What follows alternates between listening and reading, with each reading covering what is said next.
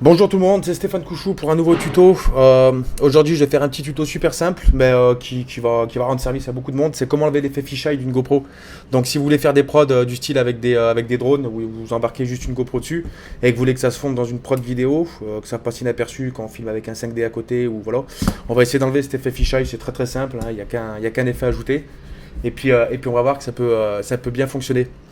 Donc là, voilà, j'ai glissé une séquence film avec un drone, avec un Phantom 2 d'ailleurs. Je l'ai mis dans une nouvelle composition After Effects. Et donc là, je vais pas pouvoir faire les raccourcis pour cutter parce que j'ai mon logiciel d'enregistrement de capture d'écran qui me permet pas de faire ça. Donc CTRL Shift D pour cutter. Donc moi, je vais pas pouvoir le faire. Donc je vais juste, voilà, je vais juste déplacer ma séquence et me mettre où je veux. Je vais juste me mettre en automatique, c'est bien. Et là, on va arriver par exemple jusqu'à là. C'est très bien, on s'en fout, c'est très court. C'est juste pour vous faire voir la technique, encore une fois. Donc voilà. Un demi, c'est bien. Je fais juste une preview pour voir un petit peu le plan. Donc là, déjà, je suis trop en avance. Preview 0, un raccourci clavier. Ça, faut que vous les appreniez parce que ça va me gonfler et j'en ai marre d'expliquer. Donc, non, non, de toute façon, c'est un niveau débutant, hein, comme d'habitude. Hein. On est des gros boulets, donc on s'en fout. On va partir d'ici. Voilà. En fait, il est très très court le plan. Je le pensais pas comme ça, mais ça ira très bien. Ok, d'accord. Donc là, voilà un plan super simple. On était déjà tilté. Voilà, donc on va arriver sur quelque chose. Voilà. Voilà, c'est très bien. Bravo. Hop, on va pas en faire plus. On va s'arrêter ici. Ok. Voilà, super. Donc alors, pour enlever l'effet fisheye de merde. Bon, vu que c'est une caméra embarquée, hein, c'est normal qu'ils nous le mettent. Hein, sinon, on ferait des plans super pourris. Enfin, on est obligé d'avoir un grand angle. Mais de moment, ça fait pas nos affaires. Tout simple. Donc là, vous voyez qu'on a des distorsions d'image. Là. Donc on a une, on a l'effet, on a nos lignes droites qui se courbent vu qu'il y a un fisheye. Donc il y a plusieurs techniques à faire. Je vais vous faire voir la plus simple. Là, je vais juste mettre une grille. Non, je vais pas mettre celle-ci. Je vais mettre une grille proportionnelle. Voilà, pour avoir pour avoir des lignes parallèles et perpendiculaires, la somme des forces est égale à zéro, on s'en branle. Donc là, c'est vraiment juste pour voir un petit peu ce que ça pouvait donner. Mais en fait, je crois que ça va pas me servir à grand chose. Vous voyez ici, là, si on a l'effet un peu bulle, là. Donc là, si on compare avec ma grille, on voit qu'on est courbé. Donc, l'effet, c'est simple. On va dans effet, on doit aller dans. Normalement, ça doit être déformation. Déformation et compensation optique. Donc compensation optique, qu'est-ce que c'est? Ça va nous ouvrir ou ça va nous fermer notre angle en fait. Enfin, ça va nous arrondir les bouts. Vous allez voir que là, si je mets une valeur, vous voyez, ça nous fait une bulle. Voilà. Donc nous, ce qu'on va faire en fait, on va cliquer sur inverser la déformation, ce qui fait que ça va nous faire une déformation inversée. Et là, en fait, on va venir étirer notre vidéo jusqu'à que nos lignes droites, enfin le toit par exemple, il soit droit par rapport aux grilles proportionnelles que j'ai mis sur la composition. Donc là, vous voyez que si j'étire, voilà, on a quelque chose d'un peu plus droit. Donc forcément, on va perdre sur l'angle parce qu'on va tirer dessus. Mais l'effet, il est un peu plus joli, donc on a quelque chose qui est déjà un peu plus propre. Donc là, on voit tout de suite, vous voyez que si on enlève l'effet, on a plus cette distorsion d'image là. Voilà, on a des droites qui sont, on va dire, un peu près droites. Donc si vous comptez, là, vous voyez, c'est peut-être un peu trop prononcé. Du coup, je repars à l'envers. Donc je vais le sortir un petit peu. Même si on a un petit peu l'effet fisheye, n'hésitez pas à le faire, mais pas trop gonfler non plus, parce que sinon on va voir, on va le voir et c'est pas forcément bon. Donc là, là c'est à peu près correct, c'est à peu près correct, donc voilà. C'était tout simple, c'était juste ça l'effet hein, qu'il fallait appliquer. Là, je vois que si on est vraiment dans les bords, on a encore une légère, on l'a encore légèrement, mais bon, ça me paraît correct, ça me paraît correct. Donc voilà, donc là on a quelque chose qui est quand même un peu plus propre. Donc après, si vous voulez vraiment faire l'effet film sur votre GoPro, hein, clic droit, créer un nouveau solide. Solide, noir. Ok, là vous pouvez tout de suite aller sur l'outil rectangle en haut pour faire un petit masque. Vous sélectionnez le milieu hein, à peu près. Là je vous fais à l'arrache, hein, mais faites-le avec une grille proportionnelle pour être sûr d'avoir le bon ratio. Ensuite on clique sur inverser sur notre masque pour inverser le masque. Je clique ici pour enlever mes repères. Voilà, là j'ai peut-être fait un peu trop le cochon. Expansion de masse, ça c'est pour les tirer un petit peu, hein, voilà. Et là tout de suite, vous voyez qu'on a quelque chose d'un peu plus joli, quoi. Hein, donc bon, ça me paraît relativement propre. J'essaie de faire des jolis mots comme ça parce que c'est vrai que d'habitude je parle super mal. Je suis super mal poli, mais je vous avoue que ça me gonfle un peu. Mais voilà, donc on a quelque chose qui est déjà un peu plus correct. Bon, moi ça me plaît.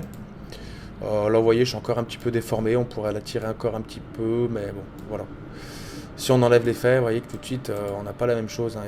C'est surtout qu'on va arriver sur des angles comme ça on va voir voilà, que l'effet quand même, il est quand même relativement balèze. Donc voilà, qu'est-ce que je pourrais vous faire voir de plus? Bah écoutez, rien de spécial, hein. Si vous avez des tutos, vous voulez que je vous fasse des tutos, vous me le dites. Je les fais, hein. Et voilà, hein. Bon. Ok, bah ça me paraît bien, voilà. Si vous voulez, on peut faire un tracking 3D, si on veut, on peut le faire vite fait. Allez, on peut faire un tracking 3D vite fait, si vous voulez. Je clique attendez, est-ce que je vais être obligé de le ouais. Je vais je vais faire une précomposition, je pense. Ouais, on sait jamais. Transférer tous les attributs pour garder l'effet qu'on a appliqué. Donc on est ici, on va dans animation, on peut faire approche caméra. Donc l'approche caméra, en fait, on va faire un tracking 3D sur le tuto d'avant. On a vu le tracking 2D. Et ben là, on va voir le tracking 3D. C'est simple, hein, c'est juste pour voir si ça pourrait fonctionner. Et alors, il faut bien penser à faire ça. C'est que si vous voulez faire un tracking 3D sur un plan filmé au drone à la GoPro, si vous voulez pas avoir de merde en fait ou de problème lors du tracking, n'hésitez pas à faire une compensation optique. Ce qui fait que quand on va faire le tracking, lui, vu qu'il va créer une caméra virtuelle, il va nous trouver un angle dégueulasse. Il va falloir faire des paramètres et c'est un peu plus chiant. Euh, donc n'hésitez pas à faire la compensation optique avant, de précomposer et de faire le tracking 3D après dessus. Comme ça, on aura moins de distorsion. Donc le tracking, il le gérera un peu mieux. Donc vous aurez moins de soucis, moins de décrochage ou de déformation au niveau de la caméra. Après, bien sûr, vous pouvez toujours faire... euh, qu'est-ce qu'il me fait, lui? 184 minutes.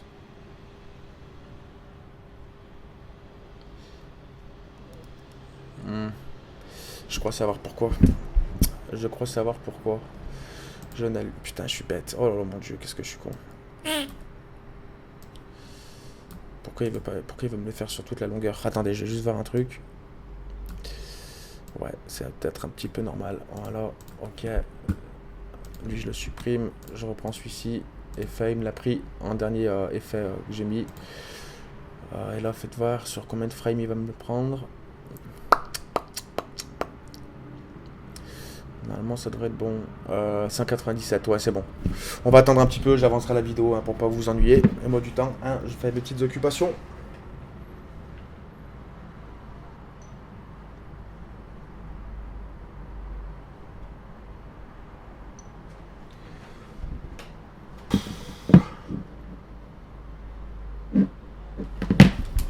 Ouais, quoique du temps, vous savez ce que je vais faire, vu qu'il l'analyse en arrière-plan, je vais créer un tracking 3D.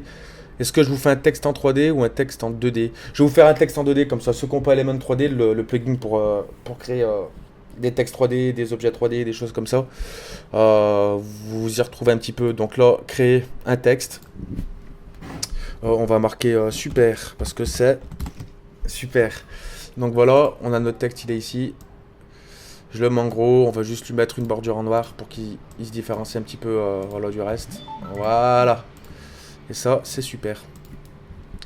Donc j'ai créé mon texte, je vais être obligé de le passer en 3D vu que je crée une caméra virtuelle. Donc quand on fait un tracking, en fait, il va nous chercher des points d'accroche.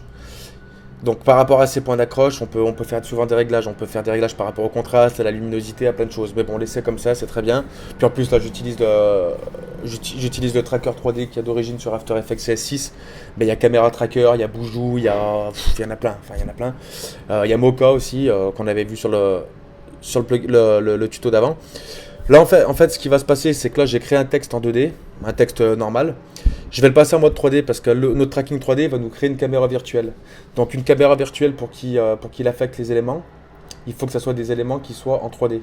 Donc là, je vais le passer en 3D. Vu qu'il n'aura pas de profondeur, il restera plat. Mais sur un texte 3D ou sur un objet 3D, bah, ça sera la même chose, quoi. Donc voilà. Passez-le bien en 3D, sinon il vous fera rien du tout. Donc on va le voir tout de suite. Vous allez voir ce que je veux dire. En fait, ça va aller très vite. Lui, est-ce qu'il en est où? Est-ce qu'il nous a créé notre tracking? Mhm. Ok, donc on est ici. Vous voyez qu'on a tous nos points d'accroche ici. Donc là, on peut choisir la cible. Donc ça, on verra encore un autre tuto, parce que là, on n'était pas parti pour faire du tracking 3D. Mais vous voyez que là, il nous crée, on peut choisir une cible et créer notre texte ici. Donc là, si je fais ça, clic droit, créer nul, je vais créer un objet nul parce qu'après, je vais lier mon texte 2D sur l'objet nul. Là, je l'ai créé, il est ici, donc on s'en fout. Je vais retourner ici et je vais... Il m'a créé la caméra, je suis bête, excusez-moi, il m'a créé la caméra. Donc, vous voyez, j'ai une caméra virtuelle. Donc là, si on clique sur l'objet nul, on appuie sur S, on monte son échelle. On a notre objet nul qui est ici. Normalement, il doit suivre parfaitement. Vous voyez, il suit parfaitement au niveau de la rotation de l'échelle et des choses comme ça. Il suit parfaitement le mouvement de caméra qu'on lui a créé. Donc, notre texte, si on le lit...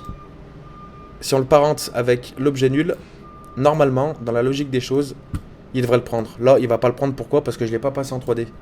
Mais si je passe mon texte en 3D, donc le petit cube, voilà. Là, vous voyez qu'il suit, il suit parfaitement mon truc. Alors là, il n'est pas tout à fait bon, hein, parce que mon point d'ancrage, il n'est pas bon. Donc, raccourci pour le point d'ancrage. Je vais juste, CTRL Z, je vais juste le décaler ici, voilà.